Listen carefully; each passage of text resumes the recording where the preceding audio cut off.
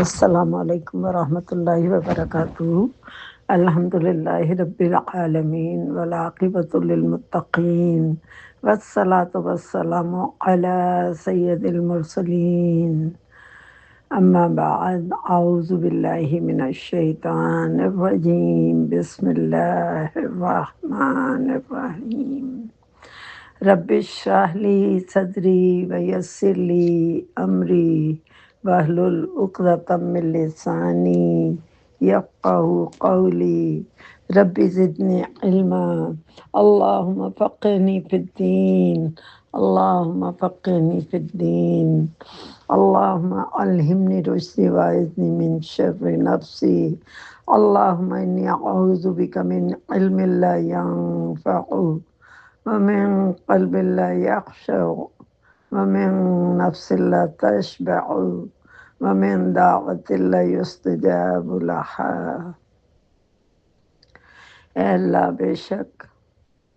ہم پناہ مانگتے ہیں ایسے علم سے جو ہمیں نفع نہ دے، اس دل سے جو تجھ سے نہ ڈرے، اور اس نفس سے جو اس کتاب کی محبت سے سیر نہ ہو، اور اس دعا سے جو قبول نہ کی جائے۔ آمین یا رب العالمین۔ الحمدللہ ثم الحمدللہ۔ آج ہم سورہ آل عمران کی اگلے سبق کی طرف آ رہے ہیں ماشاءاللہ۔ آیا نمبر 100 to 105۔ Word meanings.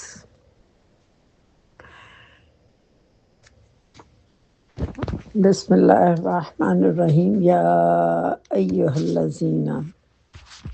یا ایہا الذین ایسے ہی ہے جیسے ہم کسی مجلس میں بیٹھے ہوں تو کوئی ہمارا نام لے کے ہمیں پکارے، تو چاہے وہ ہماری ہم نام 10 لوگ وہاں موجود ہوں، لیکن ہم چونک کے دیکھتے ہیں کہ ہمیں کون بلا رہا ہے۔ تو یا ایہا الذین آمنو، اے لوگو جو ایمان لائے ہو، اہل ایمان کو مخاطب کیا جا رہا ہے۔ رب کریم کا یہ انداز تخاطب قرآن میں بارہا آپ کو ملے گا، بارہا۔ انشاءاللہ اس کی گنتی بھی بتاؤں گی کہ کتنی بار قرآن میں آیا ہے۔ تو لہٰذا یہ اس کو پڑھ کے ہم نے ایسے ہی نہیں گزر جانا کہ اے لوگو جو ایمان لائے ہو۔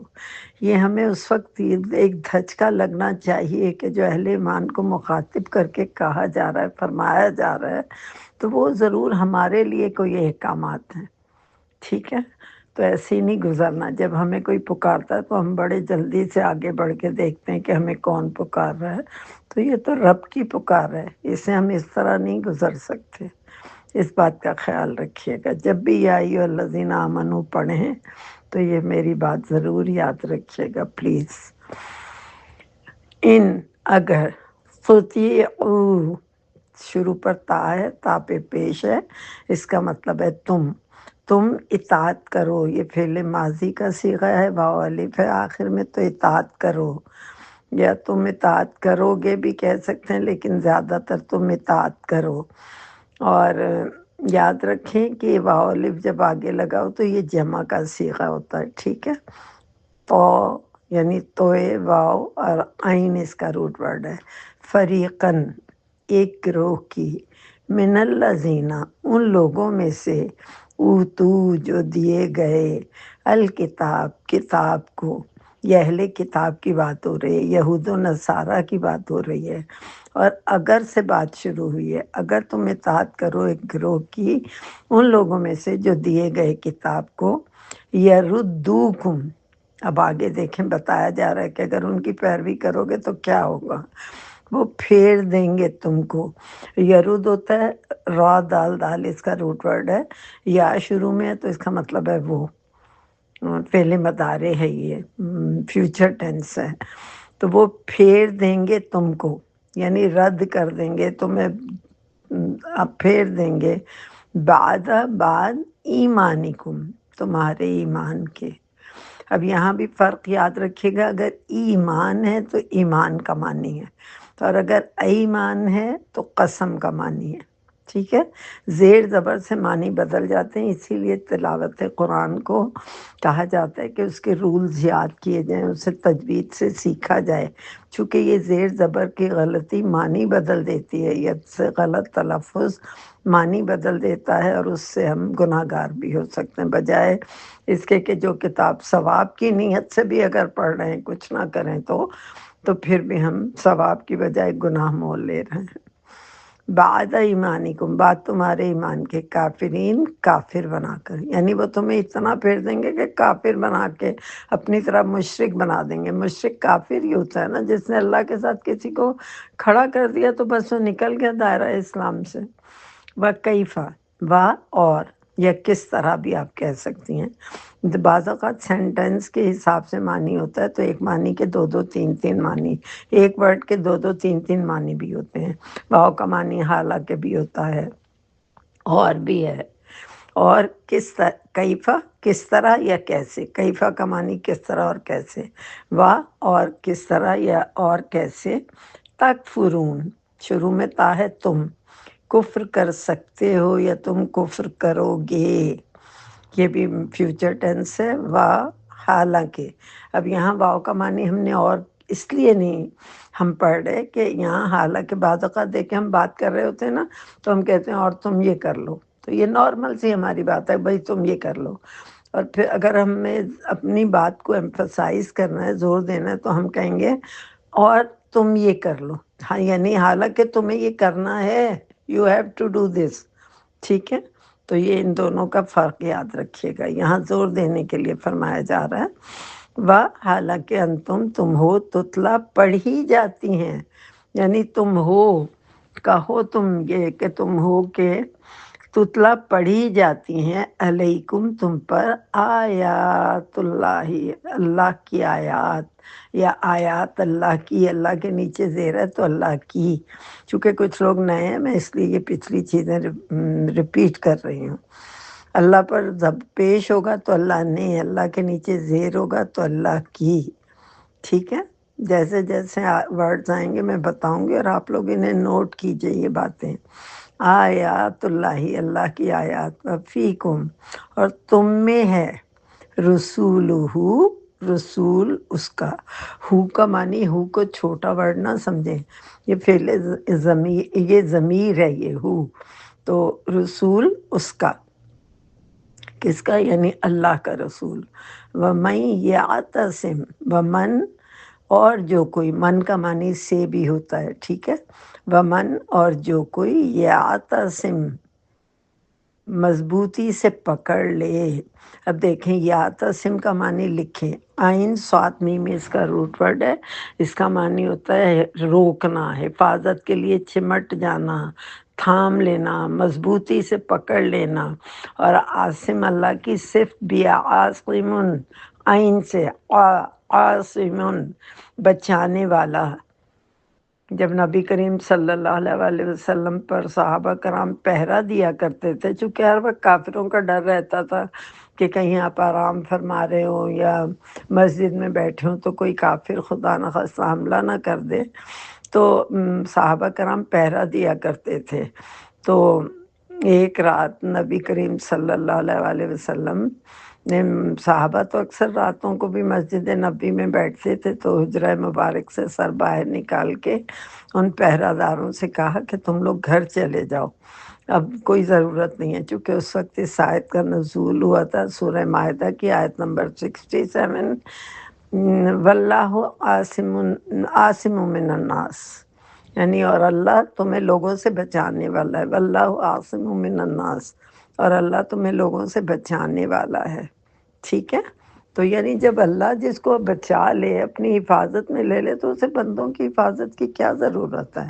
بہت خوبصورت آیت ہے، اس کو بھی اپنی زندگی کا حصہ بنائیں۔ کبھی کسی سے کوئی خوف ایسے ہی ذہن میں بعض اوقات آتا ہے نا دوسروں کی طرف سے، تو یہ آیت جو ہے اس کا ورد کیا کریں۔ بہت 3 لفظ ہیں لیکن بہت خوبصورت اور بڑی جامع آیت ہے۔ علیکم، علیہ پر، اور کم تم پر، آیات اللہ، اللہ کی آیات،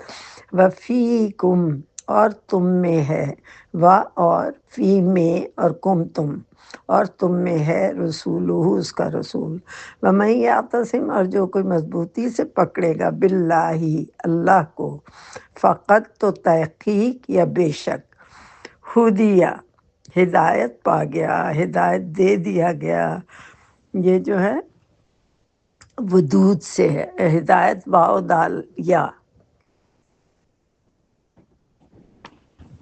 ہا دالیا، دو چشمے ہا دالیا ہدایت کا روٹ ورڈ ہے،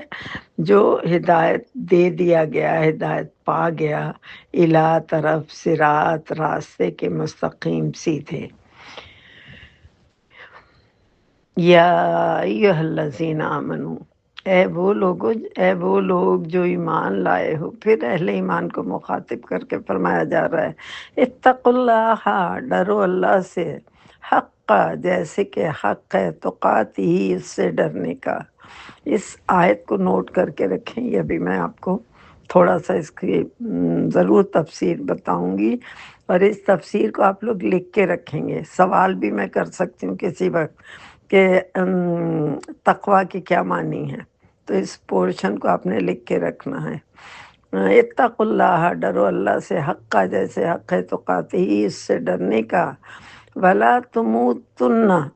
اور ہرگز نہ تم مرنا، الا مگر، وانتم اور تم اس حال میں کہ، وانتم یعنی تم اس حال میں کہ، مسلمون فرما بردار ہو، یعنی مسلم ہونے کی حالت میں مرنا، اس کے علاوہ کوئی دین نہیں ہے، کوئی راستہ نہیں ہے کہ موت آئے تو ہمیں دین پہ آئے، حق پہ آئے، کلمہ شہادت پہ آئے، اور ہم لوگ اپنی دعائیں بھی کرتے ہیں کہ یا اللہ موت کے وقت ہمیں کلمہ نصیب کرنا، تو یہ یہاں حکم دیا جا رہا ہے، اور ہرگز نہ تم مرنا مگر اس حال میں کہ فرما بردار ہو، مسلمون ہو، فرما بردار کا مطلب ہے اپنے آپ کو سبمٹ کر دینے والا، اللہ کے آگے گردن ڈال دینے والا۔ حضرت ابراہیم علیہ السلام کی یہی خصوصیت قرآن میں بیان فرمائی گئی کہ جب اللہ رب العزت نے انہیں پکارا تو انہوں نے فرمایا اسلم تو، یا اللہ میں جھک گیا تیرے آگے، میں نے گردن ڈال دی اپنی تیرے آگے، ٹھیک ہے، تو یاد رکھیے گا۔ واعتصموا پھر وہی ورڈ آیا ہے، اور مضبوطی سے پکڑ لو، عین صاد میم اس کا روٹ ورڈ ہے، بحبل اللہ، اللہ کی رسی کو، اللہ کی رسی کیا ہے؟ قرآن،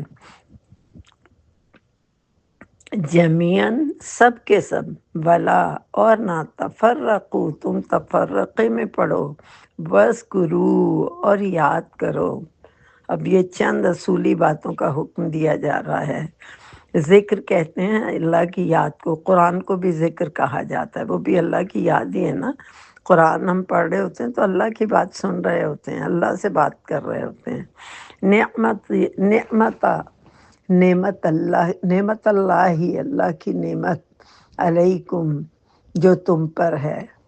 از جب، کون تم تھے تم، آدان دشمن، ادو سے نا، عین دال واو، اس دشمن کو کہتے ہیں، ادو مبین، قرآن میں بہت بار آیا کہ شیطان تمہارا کھلا دشمن ہے، آدان جب تھے تم دشمن، فَأَلَّفَ تو اس نے ڈال دی، الف ہوتا ہے حمزہ لام فا روٹ ورڈ ہے، ڈالنا یعنی الفت ڈال دی، محبت ڈال دی، بینا درمیان، قلوبکم تمہارے دلوں کے درمیان، یہاں اوس و خزرج کی دشمنی کا ذکر ہے، ہم پہلے پڑھ چکے ہیں اوس و خزرج کے بارے میں سورہ بقرہ میں، لیکن تھوڑا بہت میں پھر بتاؤں گی۔ فَأَصْبَحْتُمْ تو ہو گئے تم، اس کا روٹ ورڈ ہے صبح، لیکن صبح کا مطلب ہوتا ہے، یعنی صبح کہتے ہیں نا صبح اٹھے تو یہ کیا وہ کیا، تو ہو گئے تم بنعمت ہی ساتھ اس کی نعمت کے، اخواناً بھائی بھائی، یعنی جب تم یہ پتہ چلا تو جب اللہ نے تمہارے دلوں میں الفت ڈال دی تو تم آپس میں بھائی بھائی ہو گئے، جبکہ اوس و خزرج کی دشمنی کا یہ عالم تھا کہ وہ ایک دوسرے کے خون کے پیاسے تھے، اللہ نے انہیں بھائی بھائی بنا دیا۔ وَكُنْتُمْ اور تھے تم، اللہ اوپر، شفا کنارے کو کہتے ہیں، ٹھیک ہے، شفا پڑھا جائے گا اسے، شفا کنارہ، حفرتن گڑھے کے، ایک گڑھے کے کنارے پہ تھے۔ اب یہاں بھی ایک بات نوٹ کر لیں کہ جب ہم کہتے ہیں نا شفا، تو اس کا مطلب ہوتا ہے کنارہ۔ جب ہم کہتے ہیں اللہ تمہیں شفا دے، تو ہمیں شفا کہنا ہے، شفا کا مطلب ہے صحت دے۔ لیکن اگر ہم جیسے اپنی بے خیالی میں زیر زبر کا خیال ہی نہیں کرتے اللہ تمہیں شفا دے، تو ہم کہتے ہیں اللہ تمہیں کنارے لگا دے۔ تو ذرا سوچ سمجھ کے بولیے گا۔ شفا کا مطلب ہوتا ہے کنارہ، اور شفا کا مطلب ہوتا ہے صحت دے۔ اوپر شفا کنارے، حفرتن ایک گڑھے کے کنارے، من النار آگ سے، فانقذکم تو اس نے بچا لیا، کم تم پہ، فا پس ان آ اس نے، اور قاف قاف زال کا مطلب ہوتا ہے قز، یعنی کسی چیز سے بچا لینا، ٹھیک ہے، ہلاکت سے بچانا، خاص طور پہ آگ کا ذکر ہے تو ہلاکت سے بچانا۔ فَأَنْقَذَكُمْ تو اس نے تم کو، اس نے بچا لیا تم کو۔ بریک کریں گے تو معنی یاد کرنا بہت آسان ہو جائے گا۔ واپس انقذ اس نے بچا لیا، تم کو، منہا اس سے، جہنم کی آگ سے۔ بے شک اس کے نیچے لکھ لیں جہنم کی آگ سے، تاکہ آپ کو یاد کرنے پڑھنے میں آسانی ہو۔ کذالک اسی طرح، کذالک کا معنی یہی ہوتا ہے اسی طرح، یبین بیان کرتا ہے اللہ تعالی، لکم تمہارے لیے، آیاتی ہی اپنی آیات، لعلکم تاکہ تم تہتدون تم ہدایت پکڑو۔ یہ بھی دالیہ ہدی ہدایت سے، اور واو نون جمع کے لیے ہے، تاکہ تم ہدایت پاؤ یا ہدایت پکڑو۔ ولتکن اور چاہیے کہ ہو۔ اب یہاں یاد رکھیے گا جب بھی شروع میں لام آئے، یعنی کسی ورڈ میں شروع میں یا ایک آدھ ورڈ کے بعد بھی لام آئے، تو اسے لام امر کہتے ہیں، حکم دیا جا رہا ہے کسی بات کا، اور یہ اس کا معنی ہوتا ہے چاہیے کہ، آنکھ بند کر کے لکھتے ہیں ولتکن اور چاہیے کہ ہو، منکم تم میں سے، امتن ایک گروہ، ایک جماعت، یدعون وہ دعوت دیتے ہوں۔ اب یہاں جو امت مسلمہ ہے اس کی ایک ذمہ داری بتائی جا رہی ہے، امت مسلمہ کو مخاطب کر کے فرمایا جا رہا ہے کہ تم میں سے ایک جماعت ایسی ہونی چاہیے، ولتکن اور چاہیے کہ ہو، کہ وہ دعوت دیتے ہوں، الی الخیر خیر کی طرف، ویأمرون اور وہ حکم دے، امر سے نا حمزہ میم را،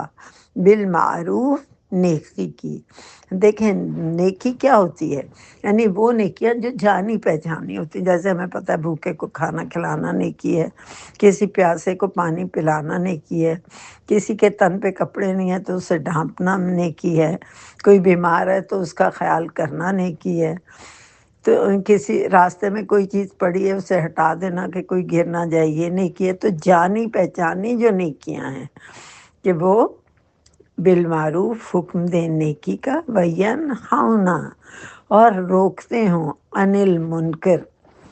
برائی سے، برائیاں بھی یہی کہ جو جانی پہچانی ہو، یعنی جیسے کہ بچوں کو قتل کرنا، زندہ بچیوں کو گاڑ دینا، اس زمانے کے یہ جو چیزیں تھیں ان کے لیے۔ یہ میں تفصیل میں بھی بتاؤں گی کہ 3 کاموں میں قرآن میں جو ہے نا، قرآن و سنہ کے حساب سے 3 کاموں کا حکم دینا ہم سب کا فرض ہے، چونکہ ہم اپنے آپ کو اہل ایمان کہتے ہیں، الحمدللہ اہل ایمان ہیں اور اہل ایمان سمجھتے ہیں، تو 3 کام، 3 ہماری ذمہ داریاں بھی ہیں نا، خالی منصب تو نہیں لے لیے جاتے، منصب کے فرائض بھی تو نبھانے ہوتے ہیں نا، تو 3 کاموں کی انتہائی ضرورت ہے۔ دعوت حق دیں دوسروں کو، یعنی اچھی سچی بات بتائیں، نیکی کی بات بتائیں، لیکن بتائیں تو نرمی سے بتائیں، دوسرے کا مزاج دیکھتے ہوئے بتائیں۔ ایک بندہ باہر جا رہا ہے، بھاگ رہا ہے کسی کام پہ، ارجنٹ اسے جانا ہے، ہم پکڑ کے اپنی تبلیغ کرنے لگیں تو وہ سنے گا ہماری بات، وہ تو جھنجھلائے گا۔ تو موقع محل دیکھ کے نرمی سے، محبت سے 3 کام بھی ہمیں کرنے ہیں۔ دعوت حق دیں،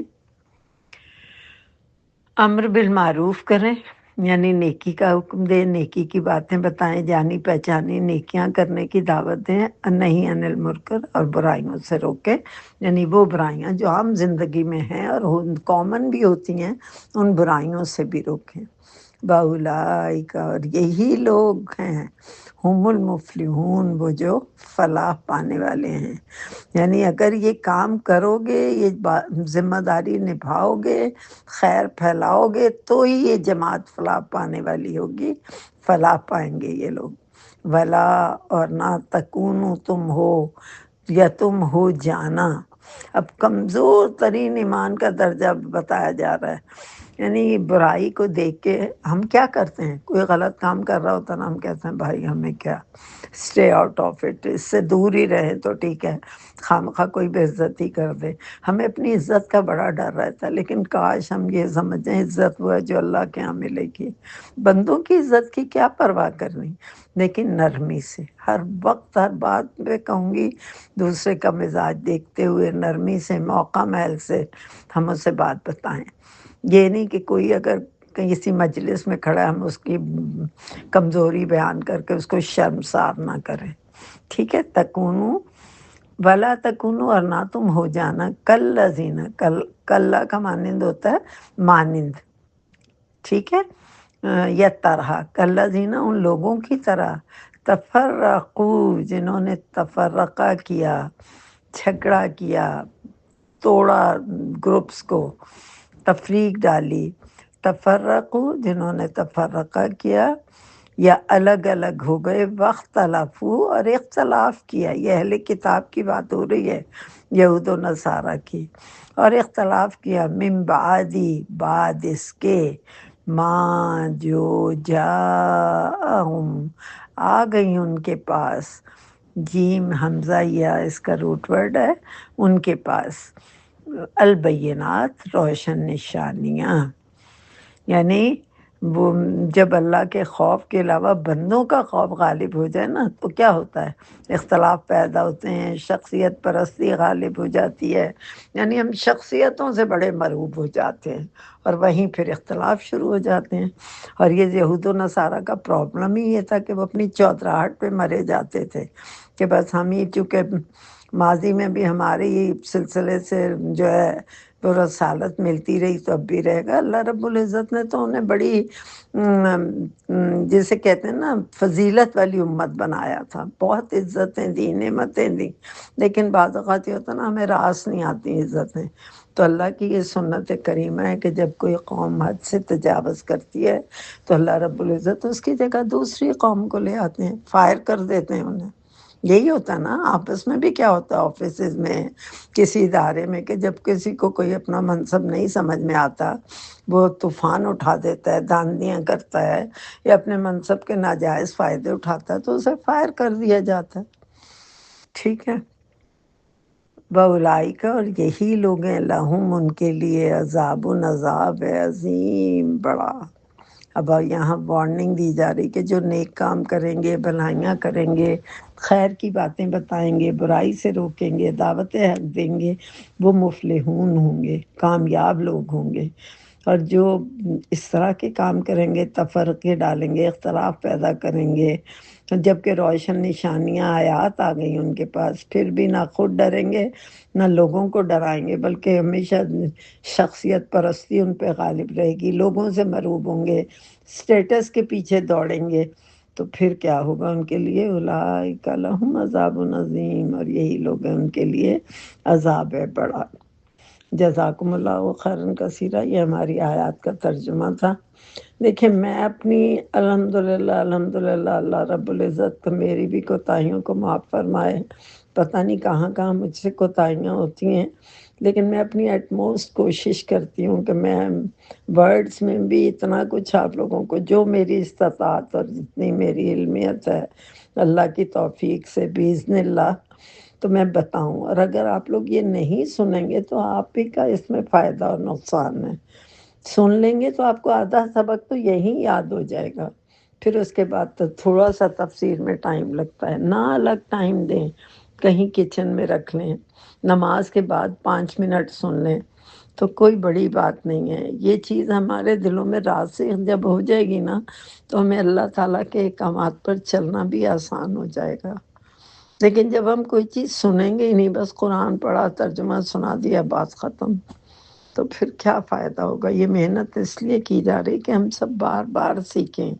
ہمیں ریمائنڈر دیے جاتے ہیں۔ قرآن میں آپ دیکھیں بار بار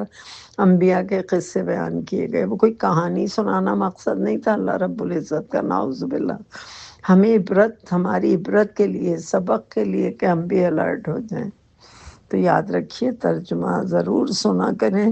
اور اسی ترجمے کو اگر فالو کریں گے تو بہت زیادہ آسانی ہوگی۔ بہتر ہے کہ آپ لوگ اللہ کا پارہ، کوئی اتنی بڑی بات نہیں، ہم دنیا میں کتنا خرچ کرتے ہیں، یعنی ہمیں اپنی جو پرسنل ضروریات ہوتی ہیں ان پہ کتنے پیسے لگا دیتے ہیں، کوئی زیادہ چیز نہیں، ایک پارہ منگا لیں، 4 سے ہی شروع کر لیں، پارہ منگا لیں، آپ کو بہت آسانیاں ہو جائیں گی۔ کیونکہ جب ہم ورڈ میننگ کر رہے ہوتے ہیں تو ہم سب ایک پیج پہ ہوں، کوئی کچھ بتا رہا ہے، کوئی کچھ بتا رہا ہے، کچھ اچھا نہیں لگ رہا ہوتا۔ ٹھیک ہے، چلیں، جزاکم اللہ خیرا کثیرا، السلام علیکم ورحمۃ اللہ وبرکاتہ۔ اب تفسیر دیکھتے ہیں۔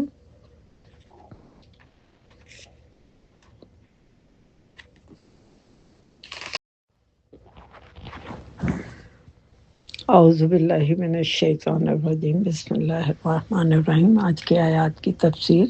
سورہ آل عمران، آیا نمبر 100 to 105۔ آپ کو یاد ہوگا کہ 98 99 آیا میں اہل کتاب کو ایک وعید دی گئی تھی، وارن کیا گیا تھا اہل کتاب کو کہ آپ کہہ دیجئے اے اہل کتاب، تم ایمان والوں کو اللہ کی راہ سے کیوں روکتے ہو؟ تم اس میں کجی تلاش کرتے ہو، حالانکہ تم اس کی صداقت کے گواہ ہو، یعنی اس کتاب کے، قرآن کے، رسول کے گواہ ہو، یہ سب سچ حق ہے، اور اللہ تمہارے اعمال سے غافل نہیں ہے، وَمَا اللَّهُ بِغَافِلٍ عَمَّا تَعْمَلُونَ، اور اللہ تمہارے اعمال سے غافل نہیں ہے۔ اللہ تو دلوں کے راز جانتا ہے، آنکھ کے پلکنے جھپکنے کو جانتا ہے، اس سے کوئی بات نہیں چھپائی جا سکتی۔ تو یہاں اہل کتاب کو وارن کیا گیا، انہیں ایک طرح سے بتایا جا رہا ہے کہ دیکھو یہ وعید ہے کہ جو اللہ کی آیات کو نہیں مانتے ہیں، ایمان لانے والوں کو اللہ کی راہ سے روکتے ہیں، حالانکہ انہیں معلوم ہے کہ جو کچھ رحمت عالم صلی اللہ علیہ وآلہ وسلم لے کر آئے ہیں وہ رسول ہیں اللہ کے، اور وہ حق اور سچ ہے۔ یہ ہم نے لاسٹ ٹائم یہاں اپنا سبق ختم کیا تھا، اور اب آج آیا نمبر 100 سے ہم اپنا سبق شروع کر رہے ہیں۔ یہاں یہود کی سازشوں سے بچنے کے لیے پہلے اہل کتاب کو وعید دی گئی، اور پھر اہل ایمان کو مخاطب کر کے تنبیہ کی جا رہی ہے۔ یعنی جیسے ہوتا ہے نا، ہم اپنے بچوں کو باہر نکلنے سے پہلے بتاتے ہیں دیکھو گاڑی آہستہ چلانا، دیکھ کے جانا، خیال رکھنا، کسی سے تلخ نہیں ہونا، کہتے ہیں نا۔ تو اللہ رب العزت کو یہ کیسے ہو سکتا ہے کہ جس نے اپنے بندوں کی تخلیق کی ہو، اس کے لیے، ان کے لیے پوری دنیا سجا دی ہو، وہ ان کو کیسے مشکلات میں ڈال سکتا ہے؟ تو اللہ رب العزت اپنے پیاروں کو تلقین کرنے کے لیے اپنے اہل ایمان جو مومن بندے ہیں انہیں تنبیہ فرما رہے ہیں، اور انہیں یہود کے مکر و فریب، ان کی سازشوں سے ہمیشہ بچ کر رہنا کی کا حکم دے رہے ہیں۔ اللہ کا تو حکم ہی ہے نا، اللہ تعالیٰ حکم دے رہے ہیں کہ ان کے یہود کے مکر و فریب، ان کی سازشوں سے ہمیشہ بچ کر رہنا چاہیے۔ یہ تو ہمیں پتہ ہے نا کہ یہ لوگ کبھی نہیں ہو سکیں گے، ان سے خوش اخلاقی ضرور برتیں، لیکن قرآن میں یہ بھی فرمایا گیا کہ ان کو دلی راز نہ دو، انہیں دلی دوست نہ بناؤ، ان پہ اتنا بھروسہ نہ کرو۔ تو لہٰذا یہودی مسلمانوں کے بہت بڑے دشمن ہیں۔ ایک دن انصار مدینہ کے مجلس کے پاس سے ایک یہودی کا گزر ہوا تو وہ مسلمانوں کے درمیان محبت اور الفت دیکھ کر حسد کی آگ میں جل گیا۔ یعنی صحابہ کرام کا تو یہ تھا نا، سب بیٹھ کے سبق یاد کیا کرتے تھے، قرآن ایک دوسرے کو سناتے تھے۔ اصحاب صفہ کا چبوترا آپ نے سنا ہوگا کہ مسجد نبی صلی اللہ علیہ وآلہ وسلم میں ایک جگہ ہے جسے اصحاب صفہ کا چبوترا کہتے ہیں، وہاں بیٹھ کے دین کی تعلیم حاصل کرتے تھے۔ نبی کریم صلی اللہ علیہ وآلہ وسلم نے قرآن و حدیث کے بارے میں بتایا کرتے تھے، تعلیم فرمایا کرتے تھے ان کی۔ تو لہٰذا وہ جب مجلس کے پاس سے گزرا یہودی تو اسے بہت دل میں جلن ہوئی کہ دیکھو یہ سب کیسے جڑ کے بیٹھے ہوئے ہیں۔ اب اس یہودی نے انصار کی مجلس میں اسلام سے پہلے، یعنی وہ وہاں گیا اور اسلام سے پہلے کی جنگوں کا ذکر چھیڑ دیا اور مسلمانوں کے درمیان اوس و خزرج کے بارے میں بد زبانی شروع کر دی۔ یعنی انصار وہ تھے نا جن کے انصاری میں اوس و خزرج کا بھی قبیلہ تھا، تو اس نے ان کے بارے میں بری بری باتیں کہنا شروع کر دی، جس سے انصار جو تھے وہ آپس میں جنگ کے لیے تیار کھڑے ہو گئے۔ یعنی پہلے جو ان دو دشمنوں گروہوں میں بے انتہا دشمنی تھی، اب حالات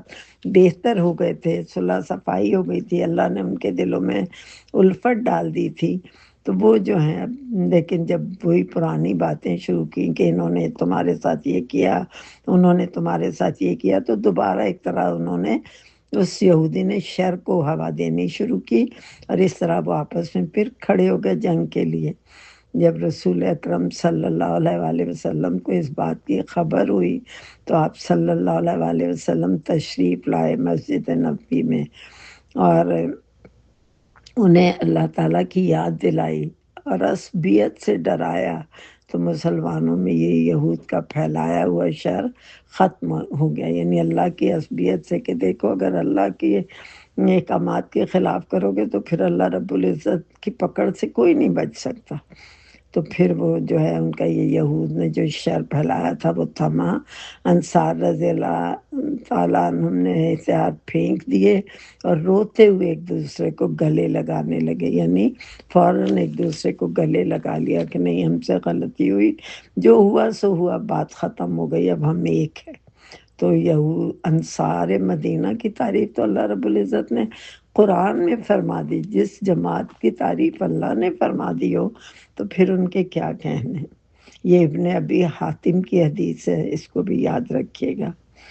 پھر آیا 101 میں ایمان کے بعد کفر اختیار کرنا جو ہے وہ عقل کی بات نہیں، یہاں یہ بات واضح فرما دی گئی کہ جو ایمان لانے کے بعد پھر کفر کی طرف لوٹ جائیں، پلٹ جائیں، تو یہ کوئی عقل مندی نہیں ہے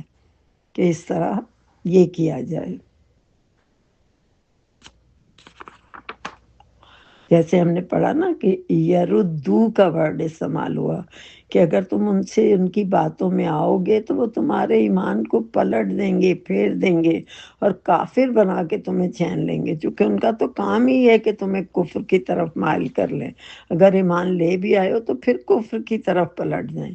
تو لہٰذا 101 آیا میں ایمان کے بعد کفر اختیار کرنا عقل سے دور کی بات ہے، بے عقلی کی بات ہے۔ مسلمانوں کی جماعت کفر کو کبھی بھی قبول نہیں کر سکتی، کیونکہ وہاں فرمایا گیا کہ تم پر تلاوت کی جاتی ہیں آیات اللہ کی، کیونکہ وہ لوگ قرآن کی تلاوت کرتے ہیں۔ رسول اکرم صلی اللہ علیہ وآلہ وسلم نے ان کی ایسی رہنمائی کر دی ہے کہ اب یہ ناممکن ہے کہ وہ دین اسلام کو چھوڑ کر دوبارہ کفر کی طرف آ جائیں، جس طرح اس سے کفر کو قبول کر لیں۔ ایمان کے بعد کفر اختیار کرنا اہل عقل کا شیوا نہیں، بلکہ جیسے کہ فرمایا گیا کہ یہ بہت ہی جسے کہتے ہیں نا بعید از عقل، عقل سے دور کی بات ہے۔ اب یہ کام نہ کرو کہ اللہ نے جب ہدایت دے دی، صراط مستقیم عطا فرما دیا، سیدھا راستہ دکھا دیا، تو پھر بھی تم اللہ کی ناراضگی جو ہے اسے مول لو، تو ایسا کام ہرگز نہ کرو۔ اور اس کے بعد کی یہ آیت بے انتہا خوبصورت ہے۔ اللہ رب العزت پھر فرما رہے ہیں یا ایھا الذین آمنو، اے لوگو جو ایمان لائے ہو۔ تب یہاں فرمایا جا رہا ہے کہ ویسے میں پہلے آیت کا ترجمہ آپ کو بتاتی ہوں کہ موت آنے تک اسلام کے کام پر عمل کرتے رہو، یعنی اے لوگو جو ایمان لائے ہو تم سب اللہ کی رسی کو مضبوطی سے تھام لو، اللہ کے عذاب سے اس طرح ڈرو جس طرح کہ اس سے ڈرنے کا حق ہے، یعنی اللہ کا حق جو یہ ہے جس طرح اس سے ڈرنے کا حق ہے، اور تمہاری موت آئے تو اسلام پر ہی آئے، وَلَا تَمُوتُنَّ إِلَّا وَأَنْتُمْ مُسْلِمُونَ، یعنی جب تم مرو تو تم مسلمان ہو، یہاں یہ بات فرمائی جا رہی ہے۔ تو لہٰذا یہاں یہ پھر جب فرما دیا گیا کہ دیکھو اللہ کے راستے پر جم جاؤ، اس راستے کی طرف نہ جاؤ، یہ تو چاہتے ہیں کہ تمہیں اللہ کے راستے سے پھیر دیں، اور اللہ کے احکامات پر عمل کرنا ہی تمہاری خیر اور بھلائی ہے، کیونکہ انسان جس حالت پر فوت ہوگا اسی پر اٹھایا جائے گا، اور فوت بھی اسی حالت میں ہوگا جس حال میں اس نے زندگی گزاری ہوگی۔ ایمان کی حالت میں اگر موت آ جائے تو مومن ہوگا اور جنت اس کا ٹھکانہ ہوگا، اور اگر خدا نخواستہ کفر کی حالت میں موت آ جائے تو وہ کافر ہوگا اور جہنم اس کا ٹھکانہ ہوگا۔ رسول اکرم صلی اللہ علیہ وآلہ وسلم نے فرمایا، جو شخص جہنم سے محفوظ رہنے اور جنت میں جانے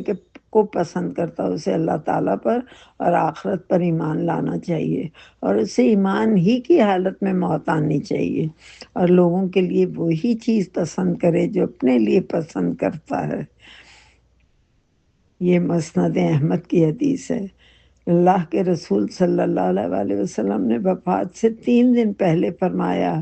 اللہ رب العالمین سے مرتے وقت بھی اچھا گمان رکھو۔ یہ مسلم کی حدیث ہے، یعنی حالت ایمان پر موت آئے اور اللہ سے اچھا گمان رکھو کہ وہ غفور الرحیم ہے،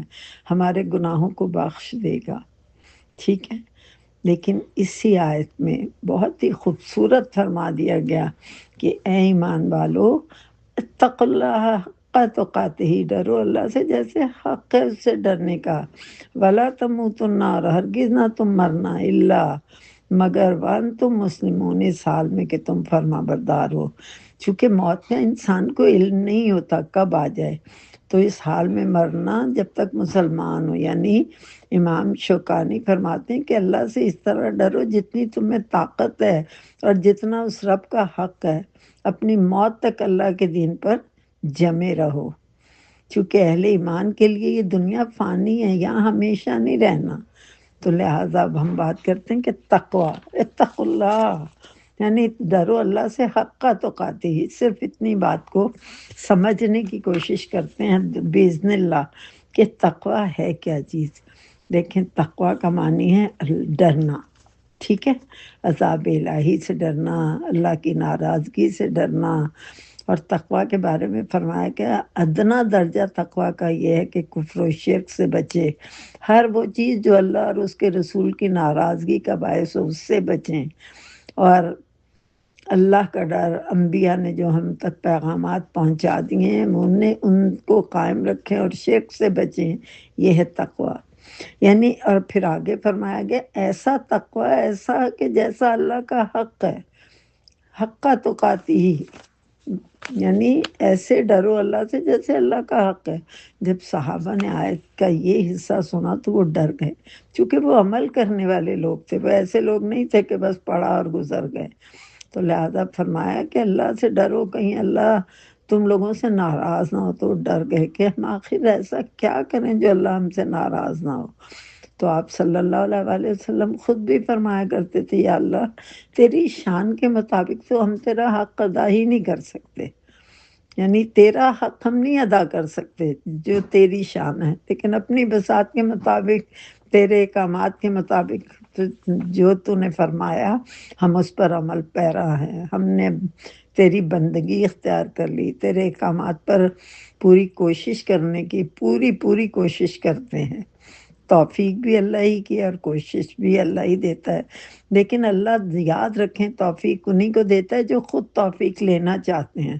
ورنہ اللہ کو ضرورت نہیں ہے ہمیں اپنی بندگی کی طرف بلانے کے لیے، اس کی تو زمین و آسمان میں ہر چیز 24 گھنٹے اس کی تسبیح کر رہی ہے۔ تو لہٰذا اس فرشتے کو بھی یاد رکھیں کہ جب اسے پیدا کیا گیا، بنایا گیا تھا، تو قیامت کے دن تک وہ سر نہیں اٹھائے گا، سر جھکا کے بیٹھا رہے گا، نہ ادھر دیکھے گا نہ ادھر۔ جب نبی کریم صلی اللہ علیہ وسلم معراج پر گئے تھے تو جب دیکھا کہ کتنا نہ مسکرائے نہ کچھ، گئے جب بھی ایسے ہی بیٹھا ہے، آئے جب بھی ایسے ہی بیٹھا ہے، تو انہوں نے پوچھا تو حضرت جبرائیل علیہ السلام نے فرمایا کہ یہ جب سے مطلب اس کا وجود ہوا اب سے لے کے یہ ایسے ہی بیٹھا ہے، اللہ کے خوف سے اتنا ڈرا ہوا ہے کہ سر ہی نہیں اٹھاتا۔ تو لہٰذا وہ فرشتہ جو ہے وہ سر جھکا کے بیٹھا، جب قیامت کا دن آئے گا تو وہ سر اٹھا کر کہے گا اے رب تیرا حق میں نہ ادا کر سکا۔ تو لہٰذا ڈر کا پتہ چلتا ہے کہ ہم اللہ سے کس لیول تک ڈرتے ہیں، کہاں تک ڈرتے ہیں، ہمیں کتنا ڈرنا چاہیے۔ حقہ تقاتی کا مطلب یہ ہے کہ ہر کام میں اللہ سے ڈرو، ہر عمل کرتے ہوئے اللہ سے ڈرو کہ اللہ کو کہیں یہ نہ برا لگے، اللہ کو کہیں ہماری تلخ روی نہ بری لگے، ہمارا اونچا بولنا برا نہ لگے، یعنی ہر چیز میں اللہ کا ڈر۔ اور پھر تقوی کی 3 معنی اور بھی لکھ لیں۔ تقوی کا معنی ہے ہر غیر اللہ سے بچنا، ہر وقت اللہ کی یاد میں رہنا، یعنی اللہ کی یاد میں یہ نہیں کہ جہاں نماز اور تسبیح پہ بس پکڑنے اور 24 گھنٹے جہاں نماز پہ بیٹھے ہیں۔ اللہ نے ایسا کچھ نہیں فرمایا، ہمیں اپنی زندگی اپنے معاش کی بھی فکر کرنی ہے، لیکن اللہ کی یاد کا مطلب ہے دل میں تو اللہ کا خوف رکھیں، اللہ اکبر، اللہ کچھ بھی دل میں تو یاد رکھیں کہ ایک ہے جس نے ہمارے باز پوس کرنی ہے، ہم سے سوال کرنے ہیں، اس کا ڈر رکھا جائے، اور ہر عمل رب کے ڈر کے تحت کیا جائے، وہ صالح عمل ہوگا۔ جب ہم اللہ کے ڈر سے کریں گے نا کہ اللہ ہماری اس میں یہ پکڑنا ہو جائے، وہ پکڑنا ہو جائے، تو بس یہی اللہ کی یاد ہے،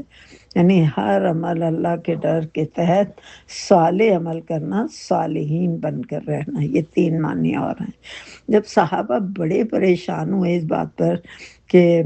حق تقاتی یعنی اتقوا اللہ حق تقاتی، تو ہم کیسے حق ادا کریں گے، تو بہت ہی پریشان ہو گئے، تو اللہ رب العزت کو اپنے فرما برداروں پہ بہت محبت آئی، امت محمدیہ پہ، تو سورہ تغابن میں اللہ کی رحمت پھر جوش میں آئی، اور اللہ نے فرمایا حق تقاتی یعنی جتنی استطاعت ہے اے ایمان والو، جتنی تم رب کی رضا پا سکتے ہو وہ پوری استطاعت لگا دو۔ آپ صلی اللہ علیہ وسلم نے فرمایا حق تقاتی کا معنی یہ ہے کہ جتنی استطاعت تمہاری ہے، ایٹ موسٹ جتنی کوشش کر سکتے ہو، اللہ کی اطاعت کے مطابق ہر کام یاد رکھو، ہر عمل کرتے ہوئے یاد رکھو تمہیں کوئی دیکھ رہا ہے، اسے نہ بھولو، اور یعنی ہمیشہ یاد رکھو اسے کبھی نہ بھولو، اس کا شکر ادا کرتے رہو، اس کی کبھی نہ شکری نہ کرو، اور اللہ کے معاملے میں اگر کسی کی ملامت برائی کچھ بھی ملے تو اس کی پرواہ نہ کرو، یعنی انصاف کا معاملہ کرو، تمہارے سر پہ کوئی بھی کھڑا ہو، لیکن جب اللہ کا ڈر ہو تو انصاف سے معاملہ کرو، خواہ سامنے اولاد ہو، ماں باپ ہوں، یا کوئی بڑا ہی دل کے قریب ہو، تو انسان کبھی کبھی محبت میں آ کے اس کی محبت میں بھی دوسروں سے زیادتی کر جاتا ہے، یہ سب نہ کرو، اللہ سے ڈرو۔ حق تقاتی کا مطلب ہی یہ ہے کہ ایمان کو تھام کر رکھو، اور اس زبان کو بھی تھام کے رکھو، کیونکہ زبان کے تیروں سے ہم اکثر دوسروں کو زخمی کرتے ہیں،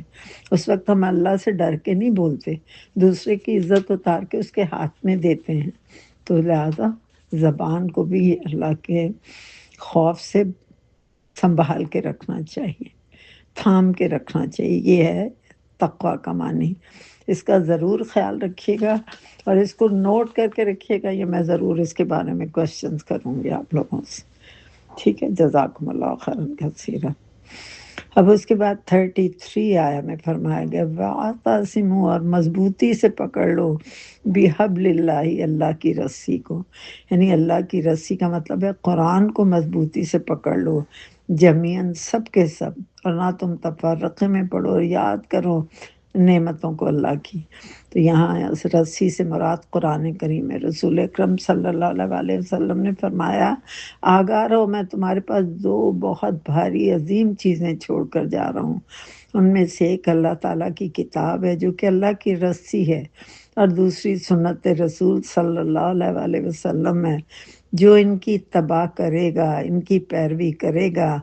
وہ ہدایت پر رہے گا، اور جو انہیں چھوڑ دے گا وہ گمراہ ہو جائے گا۔ اس آیت مبارکہ میں مسلمانوں کو نصیحت کی گئی کہ ہر قسم کے اختلافات اور فرقہ بندی سے بچ کر رہیں، اتفاق و اتحاد کی بنیاد قرآن کریم کو بنایا گیا، قرآن کے ساتھ بھی سنت ساتھ سنت بھی لازمی ہے، یعنی قرآن اور سنت دونوں پر عمل کیا جائے۔ اگر ہم یہ کہیں کہ بس قرآن کافی ہے، حدیث کی ضرورت نہیں، تو ہمارا ایمان کامل نہیں ہوگا، مکمل نہیں ہوگا۔ تو لازمی ہے، کیونکہ سنت کے بغیر قرآن نہیں سمجھا جا سکتا۔ لہٰذا آج کے دور میں بھی اگر قرآن کریم اور صحیح احادیث پر عمل کیا جائے تو فرقہ بندیاں اور اختلافات ختم ہو سکتے ہیں۔ لیکن احادیث بھی مسنون احادیث، اکثر ہم دیکھتے ہیں پوسٹ میں یہ حدیث وہ، جب تک آپ کسی حدیث کے بارے میں سالڈ نہ پتہ ہو کہ یہ صحیح صحیح حدیث ہے، اس پر بات نہ کریں، ٹھیک ہے؟ ان چیزوں پر بہت زیادہ فکر کرنے کی ضرورت ہے۔ سنائی باتوں کو کبھی آگے نہ بڑھائیں، پہلے اس کے بارے میں تصدیق کریں کہ اس کا سورس کیا ہے، کہاں سے ملی، کیسے آئی، ٹھیک ہے؟ مسلم کی حدیث، بخاری کی حدیث، لہذا جو صحیح احادیث ہیں، احادیث مقدسہ جنہیں کہتے ہیں، قرآن کریم اور صحیح حدیث پر عمل کیا جائے تو فرقہ بندیاں اور اختلافات ختم ہو سکتے ہیں۔ یعنی ان کی روشنی میں اگر زندگی گزاری جائے، قرآن ہمارے سامنے ہے، ہم پڑھ رہے ہیں، الحمدللہ اللہ نے ہمیں توفیق دی ہے، معنی مطلب سمجھ میں آ رہے ہیں، احادیث کا بھی حوالہ دیا جاتا ہے حسب توفیق، تو لہٰذا ان چیزوں پر عمل پیرا ہوں۔ اور پھر اس کے بعد فرمایا گیا کہ اسلام نعمت ہے، یہاں اللہ تعالیٰ نے اسلام جیسی نعمت عظمیٰ کی یاد دہانی کرائی ہے کہ دیکھو اس نے الفت ڈال دی تمہارے دلوں میں، اور اس طرح تمہیں ایک کر دیا، اور اس کے بعد جس کی بدولت عرب قبائل آپس میں بھائی بھائی بن گئے، جہنم کے مستحق بننے سے بچ کر جنت کے وارث بن گئے۔ یعنی عرب قبائل وہی اوس و خزرج، عہد جاہلیت میں عرب قبائل ایک دوسرے سے دشمنی رکھتے تھے اور آپس میں جنگیں بھی ہوتی تھیں، پوری زندگی نسل در نسل وہ جنگیں چلتی تھیں۔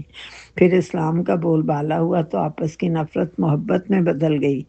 قرآن ہی کا ارشاد ہے، اور اللہ نے ہی ان کے دلوں میں آپس کی محبت پیدا کر دی۔ اگر آپ زمین بھر کر خزانہ بھی خرچ کر دیتے تو ان کے درمیان محبت پیدا نہیں کر سکتے تھے، لیکن اللہ نے ان کے دلوں میں ایک پل میں محبت ڈال دی، اور وہ غالب ہے، وہ حکمت والا ہے۔ یہ سورہ انفال میں فرمایا اللہ رب العزت نے، قرآن کا ارشاد ہے۔ اسلام کی آمد سے قبل اہل عرب شرک کی دلدل میں پھنسے ہوئے تھے، اسی شرک کی وجہ سے جہنم کے مستحق بن چکے تھے، اور اللہ تعالیٰ نے اپنا خاص فضل و کرم کر کے رسول اکرم صلی اللہ علیہ وسلم کو مبعوث فرمایا، یعنی نبی بنایا، اور لوگوں نے جب اسلام قبول کر لیا تو وہ جہنم میں گرنے سے بچ گئے۔ یہاں میں نے آپ کو بتا دیا تھا کہ یاد رکھیں، یہ جو شفا بتایا گیا، اس کا جو ذکر کیا گیا کہ یعنی اور تم تھے علی شفا حفرۃ من النار، اوپر ایک گڑھے کے کنارے کے، یعنی وہ جہنم کے کنارے پہ کھڑے تھے، اپنی لڑائیوں میں، اپنی دشمنیوں میں، اپنی عداوتوں میں، ایک دوسرے کی عزتیں اچھالنے میں، تو اللہ تعالیٰ نے ان کے دلوں میں محبت ڈال دی اور انہیں اس گڑھے میں گرنے سے بچا لیا۔ تو لہذا شفا کا مطلب ہے شفا حفرۃ جہنم کا، یعنی گڑھے کا کنارہ، اور شفا کا بھی فرق یاد رکھیے گا، اس کا مطلب ہوتا ہے صحت دے۔ ہم اکثر کہتے ہیں اللہ تمہیں شفا دے، تو ذرا پلیز خیال رکھیے گا، شفا نہیں کہنا، شفا کہنا ہے۔ صحت شفا اور کنارہ شفا، ان دونوں ورڈز کو بھی خیال رکھیے گا کہ زیر زبر کا خیال رکھیں، ٹھیک ہے؟ تو اللہ رب العزت نے اس طرح ان کے دلوں میں محبت ڈال دی۔ اللہ کی صفت کریمہ بھی ہے، ودود، محبت دینے والا، محبت پیدا کرنے والا دلوں میں۔ اور پھر اس کے بعد فرمایا کہ دیکھو انہیں اچھے کاموں کا حکم دیں اور برے کاموں سے روکیں، اور یہی لوگ کامیاب ہونے والے ہیں، یعنی یہی لوگ مفلحون ہیں، کامیاب ہیں، جو برائیوں سے روکتے ہیں اور نیکی کرنے کے باتیں بتاتے ہیں۔ تو یعنی امت مسلمہ کا ہم سب کی، اس میں ہم سب آ جاتے ہیں، یہاں امت مسلمہ کو مخاطب کر کے فرمایا جا رہا ہے کہ تم میں سے ایک جماعت ایسی ہونی چاہیے جو برائیوں سے روکے اور خیر کی دعوت دے، نیکی کے کاموں کی طرف بلائے۔ امت مسلمہ کا فریضہ ہے اقامت دین، یعنی دین کو قائم کرنا، خود بھی قائم رہنا، دوسروں کو بھی اس کی دعوت دینا، برائی سے روکیں، بھلائی کی دعوت دیں۔ کسی کو روکیں تو محبت سے، یعنی نرمی سے اسے روکیں کہ یہ کام غلط ہے۔ امر بالمعروف اور نہیں عن المنکر کے بغیر ایمان مکمل نہیں ہوتا۔ اس بیڑے کو اٹھانے کے لیے تقوی، باہمی محبت اور شریعت کے اصولوں کی پابندی بے انتہا ضروری ہے۔ یعنی ایسے نہیں ہو جاتا کہ ایسے ہی آپ کسی اس میں، آپ بعض اوقات آپ کو دوسروں کی طعن و تشنیع بھی برداشت کرنی پڑتی ہے، بعض اوقات مذاق بھی لوگ اڑاتے ہیں کہ لو بھائی وہ آ گئے، انہیں تو کوئی کام ہی نہیں، بس اللہ رسول کی بات سن لو، خوش دلی سے یہ باتیں سنیں۔ جنت کا راستہ اتنا آسان نہیں ہے، کانٹوں بھرا راستہ ہے، ایسے ہی نہیں جنت میں پہنچ جائیں گے، اس کے لیے بڑی محنت کرنے کی ضرورت ہے۔ تو لہٰذا کمزور ترین ایمان کا درجہ یہ ہے کہ ہم برائی کو دیکھیں اور خاموش رہیں۔ لیکن اگر احتجاج بھی کر رہے ہیں برائی پہ تو پہلے یہ کہ خود برائی سے بچیں۔ اب شادی کے ڈھول ڈھمکوں میں خود تو انجوائے کر کے آ جائیں اور دوسروں کو نصیحت کریں تو یہ تو کوئی بات نہ ہوئی۔ خود بھی بچیں، سلیقے سے بچیں، آرام سے کہہ دیں کہ نہیں ٹھیک ہے ہم اس فنکشن میں نہیں آ سکتے، مجبوری ہے، نہیں آ پائیں گے، معذرت، بس ٹھیک ہے۔ نکاح یہ چیزوں میں تو سنت رسول ایک طریقہ ہے، لیکن یہ جو ہم نے شادیوں کو 8 10 دن تک پھیلا دیا ہے، یہ سب کیا ہیں؟ برائیاں ہی ہیں نا کھلی۔ ہم خود بھی کرتے ہیں اور پھر دوسروں کو بھی اس پہ اکساتے ہیں کہ دوسرے پیسہ بھی لگاتے ہیں، وہ بھی کرتے ہیں اور وہ اپنے گناہ بھی ہم پر ڈال دیتے ہیں، یعنی یہ گناہ پھر نسل در نسل چلتے ہیں۔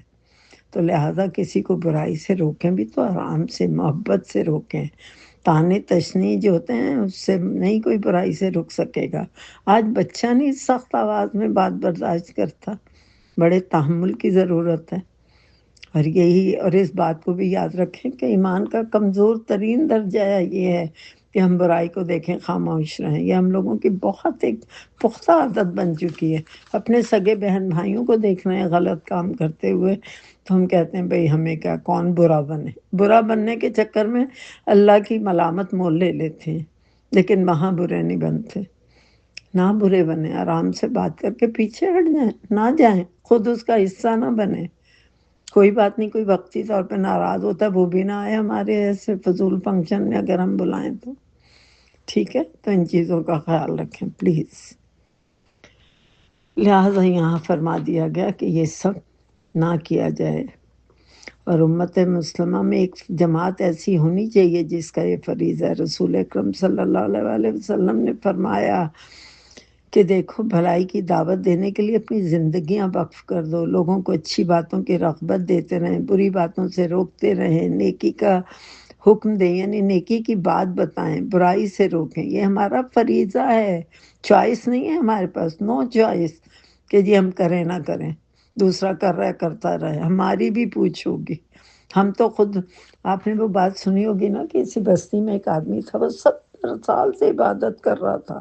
یعنی اسے دنیا سے کوئی غرض نہیں تھی، بس اپنی جو بھی اس کی زندگی جیسے گزر رہی تھی اور مسلسل اپنی عبادات کرتا تھا۔ اللہ رب العزت نے ایک دن فرمایا اس بستی پر عذاب کا حکم دیا۔ فرشتوں نے کہا یا اللہ، وہاں تو ایک ایسا انسان رہتا ہے جو 70 سال سے عبادت کر رہا ہے۔ اللہ رب العزت نے فرمایا اسی سے عذاب کا آغاز کرو۔ اب فرشتے بڑے خوفزدہ ہوئے، ڈر گئے، سہم گئے۔ تو اللہ رب العزت نے فرمایا اس لیے کہ اس نے صرف اپنی فکر کی، دوسروں کو کبھی برائیوں سے بچانے کی کوشش نہیں کی، تو لہٰذا وہ بھی اس میں اتنا ہی قصوروار ہے جتنے وہ ہیں۔ تو یہ چھوڑ دیں باتیں کہ ہم بھئی ہمیں کیا، ہم کیوں برے بنیں، رشتے کیوں خراب کریں، آرام سے کہیں، پیچھے ہٹ جائیں، خود نہ اس کا حصہ بنیں، نرمی سے کہیں، اپنے بچوں کو آرام سے سمجھائیں، ٹھیک ہے؟ تو ان چیزوں کا بہت خیال رکھیں پلیز۔ پھر وہ آیا 105 میں فرقہ پرستی کی مذمت فرمائی گئی کہ دیکھو تفرقے نہ ڈالو، آپس میں اختلافات نہ کرو۔ جب اللہ کا خوف دلوں میں آتا ہے تو اختلاف پرستی سے خود ہی انسان بچ جاتا ہے، دور ہو جاتا ہے۔ روشن آیات ہمیں مل گئیں، انبیاء کے پیغامات مل گئے، احادیث و قرآن کے تمام چیزیں ہم تک پہنچ گئیں، پھر بھی ہم اگر اسی پہ رہیں تو کیا ہم بچ سکیں گے؟ تو یہاں تنبیہ کی جا رہی ہے کہ وہ اس طرح فرقہ بندی اور گروہ بندی میں مبتلا نہ ہو جائیں جس طرح یہود و نصارہ فرقوں اور مختلف گروہوں میں تقسیم ہوئے۔ اس وقت امت مسلمہ بھی کئی فرقوں میں تقسیم ہے۔ اس کی اصل وجہ تقلید ہے اور بالکل اندھی عصبیت ہے، یعنی ایک دوسرے کے پیچھے چل رہے ہیں کہ اس نے یہ کیا تو ہم بھی یہ کریں، جس کی وجہ سے مسلمان قرآن و حدیث سے دور ہوتے گئے اور یہ مرض جڑ پکڑتا گیا، اور نوبت یہاں تک آ گئی کہ مسلمان ایک دوسرے کو کافر اور جہنمی تک قرار دیتے ہیں، جبکہ ایک مسلمان کو کافر کہنا سخت گناہ ہے۔ جن کا خیال ہے کہ اختلاف رحمت ہے، انہیں اپنی اس بات پر دوبارہ نظر ثانی کرنی چاہیے، کیونکہ قرآن مجید میں اللہ تعالیٰ نے اپنی رحمت کو اختلاف نہ کرنے والوں کے لیے خاص کر دیا ہے، کہ یعنی وہ سمجھتے ہیں کہ اختلاف رحمت ہے، اگر یہ جو غلطی کر رہے ہیں ہم بس اس غلطی کو برا کہتے رہیں اور پیچھے ہٹ جائیں۔ تو اللہ رب العزت نے تو فرمایا کہ اختلاف نہ کرنے والوں کے لیے رحمت اللہ نے خاص کر دی ہے۔ قرآن ہی کا ارشاد ہے، لوگ ہمیشہ آپس میں اختلاف کرتے رہیں گے سوائے اس شخص کے جس پر اللہ کا رحم ہے، سورہ ہود میں فرما دیا گیا۔ پھر رسول اکرم صلی اللہ علیہ وآلہ وسلم نے فرمایا آپس میں اختلاف نہ کرو ورنہ تمہارے دل ایک دوسرے سے متنفر ہو جائیں گے، ایک دوسرے سے نفرت کرنے والے ہو جائیں گے۔ یہ مسلم کی حدیث ہے۔ یعنی تحمل سے، نرمی سے، محبت سے کہنے کی کوشش کریں۔ یاد رکھیں بزرگوں کی وہ بات یاد رکھیں، بوند بوند پانی بھی گرتا ہے کسی پتھر پر تو گڑھا بنا دیتا ہے۔ لہذا آرام سے، نرمی سے اپنا کام کرتے رہیں، اخلاص سے،